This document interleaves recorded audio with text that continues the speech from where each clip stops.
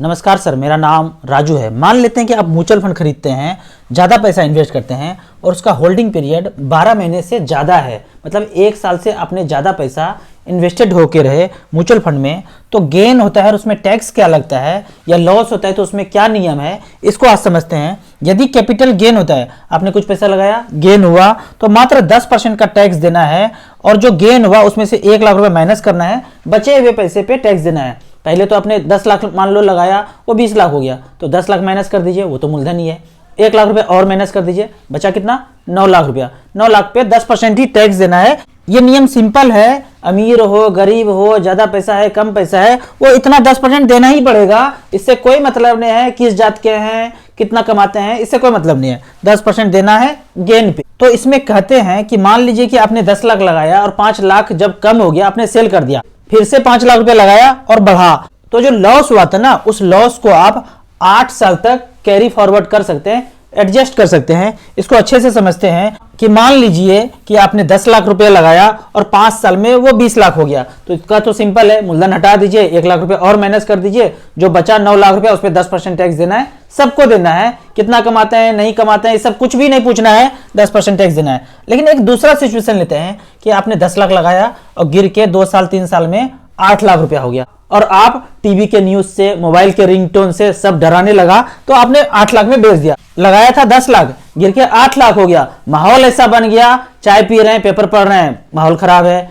Ringtone सुन रहे हैं, माहौल खराब है, टीवी देखा, माहौल खराब है, दोस्त लोग बातें कर रहे हैं, माहौल खराब है, तो आप डर के 8 लाख रुपए में चीज को बेच देते हैं। 10 लाख का चीज 8 लाख में बेच दिया। उसके बाद आप मेरा वीडियो देखते हैं, अरे ये राजू भैया का वीडियो पहले देखा होता तो मजा ही आ जाता।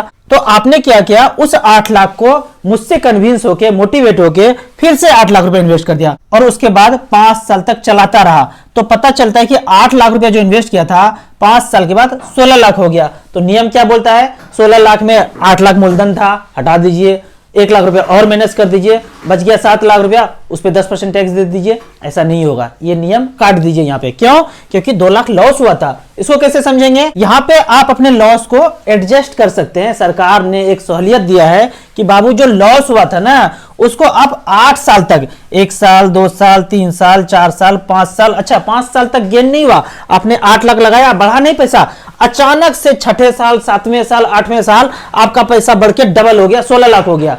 तो क्या जो पहले लॉस हुआ था 5 साल 6 साल 7 साल 8 साल पहले जो हुआ था, क्या उसको हम कुछ कर सकते हैं? बिल्कुल कर सकते हैं। इस 16 लाख में जो लॉस हुआ था उसको भी एडजस्ट करना है, यानी 2 लाख और माइनस करना है, और ऐसा एडजस्टमेंट आप 8 साल तक कर सकते हैं।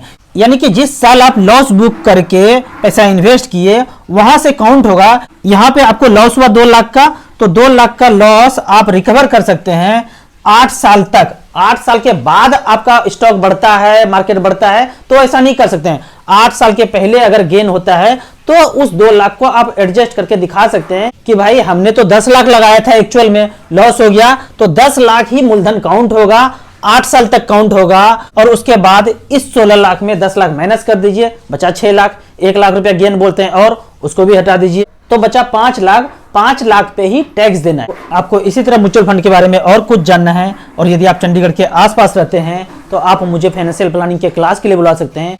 आप चाहें तो म्यूचुअल फंड का अकाउंट ऑनलाइन हमारे साथ ओपन कर सकते हैं। वीडियो अच्छा लगे तो लाइक एंड सब्सक्राइब जरूर करें। Thank you so much.